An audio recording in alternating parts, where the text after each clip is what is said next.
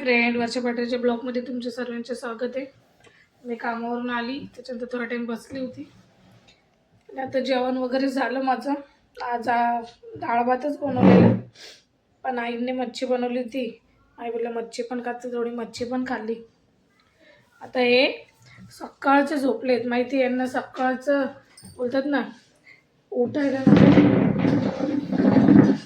2 minute, मी एक light बंद करू. बघू, चला आपण यांच्याकडे जाऊ आता.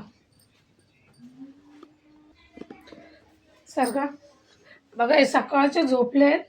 सारखा थोडंसं सारखा, त्यांना बरं वाटत नाहीये. तो मच्छर थंडीमुळे पण त्रास होतो त्यांना थोडा. सारखा त्यांना एवढ्या उलट्या झाल्या. का उलट्या झाल्या तुम्हाला? बघ,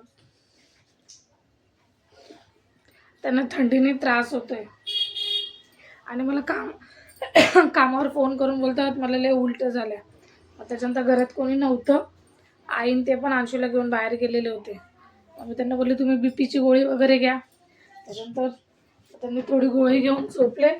कारण की कसं आहे ना, एक दिवस थंडी जास्त पडते, एक दिवस थोडी आरामशीर, तर त्याच्यामुळे खूप त्यांना हे त्रास होतोय. तर घरातच आहे. त्याच्यानंतर मी कामावरून आली, मग त्याच्यानंतर बोलली बघते त्यांना एवढ्या उलट्या. त्यांना बोलली दवाखान्यात चला. बोलतो नको, मला आता गोळी खाऊन बरं वाटते थोडं. आणि आई गेले अंशूला घेऊन थोडं बाहेर, ताई आलेलं तर. आणि ते गोळी टायमावर घेत नाही. मेन बात तर सकाळची गोळी, दुपारची गोळी, रात्री अशी गोळी कोण घेतं? प्लीज मला काय होतं तुम्हाला? त्रास होतो. मला एक सांगा, त्रास होतो तर दवाखान्यात जायला पाहिजे ना. पैसे नाही.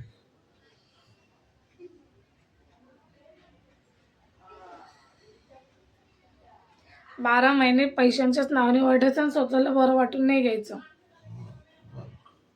सकाळचे बघितलं, घरातच आहे. सकाळचे जायचं ना दवाखान्यात. दवाखान्यात जायला पैसा लागतो, तेवढं पण रोडावर नाही आलंय ना, आपण का दवाखान्यात नाही जाऊ शकत. हे काय नाही, पैशाचं नाटक आहे. त्यांना स्वतःला जायला नको. आता त्यांना एक मेथीचा लाडू दिला, बोलली थोडासा खाऊन घे म्हणजे बरं वाटेल.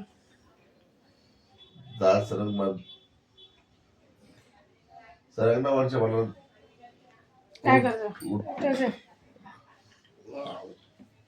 यांची तब्येत आहे ना, यांनी हाताने खराब केली. काय केलं? तीन घरातच पडले.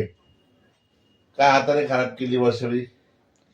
बघितलं, मी बोलली का लगेच मग त्यांना दणका लागतो. बघा, जाऊ दे चला. आता बघते थोडंसं काय करायचंय. अंशूची सायकल बघा कशी ठेवून गेलाय.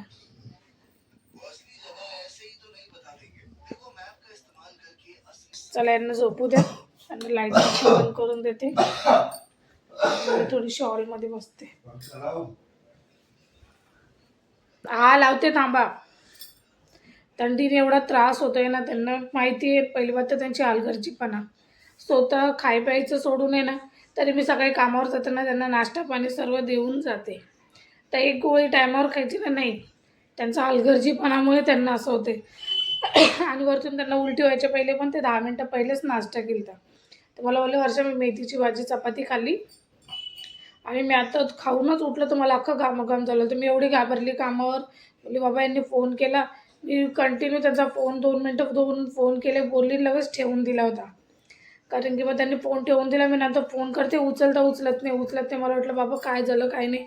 मग नंतर त्यांनी 5-1 मिनिटांनी उचललं, कारण की कसं घरात कोणीच नव्हतं. अंशू पण गेला होता, आईन संगती जाऊ होती माझी, ती पण आईन संगती बाहेर गेली होती अंशूला घेऊन. तर घरात कोणीच नाही. मग नंतर त्यांनी उचलल्यावर बोलता अगं मी थोडंसं लोळलं होतं. पण मला एवढं कळतं, मी कामाला जाते. त्याच्यानंतर त्यांचं काम तर असं आहे ना, घरातून पण होतं. त्याच्यानंतर त्यांना एवढं म्हणजे धावपळ करावं लागत नाही त्यांच्या कामासाठी. तर तसं त्यांचं काम आहे. तर स्वतःची काळजी स्वतःने तरी घ्यावं, मला असं वाटतं. कारण की बघा, आपली काळजी घ्यायला कोणी दुसरे बाहेरून ते येणार नाही. मग त्याच्यापेक्षा आपली काळजी आपणच घेतली पाहिजे ना स्वतः. कोणी येणार आहे म्हणणार एखादे बाबा, किती दिवस लोक आपली काळजी घेणार. आपल्याला स्वतःला कळायला पाहिजे. आता पण बघा त्यांना खोकल्याचा आवाज, खोकला एवढा त्यांना लागला. आणि तरी रात्री पण त्यांना हळद आणि दूध देऊन झोपवलं होतं. आई बोलला त्याला हळद आणि दूध मिक्स कर, अद्रक वगैरे टाकून. मग त्यांना पण दिलं ना, अंशूला पण दिलं होतं, कारण की त्याला पण थोडा खोकला होता. मग आता मी जाते. त्यांना थोडं झोपायच्या वेळेला आता वाजले 10:30. अंशू अजून आला नाही आहे. ताई आल्या होत्या, त्यांना सॅटर्डे संडे सुट्टी असते. मग त्या आल्या होत्या, मग ते राऊंड मारून अंशूला आणतीन घरी. मग नंतर झोपताना त्यांना हळद दूध देते. चला, काय करायचं आहे मला आता थोडंसं करते.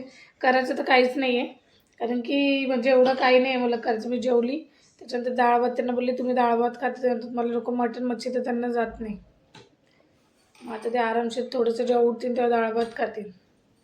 माणूस किती किती करणार ना, स्वतःचं काळजी आपण स्वतः घेतो. बाबा नको, मी थोडंसं का खात नाही. 2-3 टाईम खाऊन गोळी 2 टाईम घेऊन टाका. पहिले तर त्यांना 3 टाईम गोळी होती बीपीची.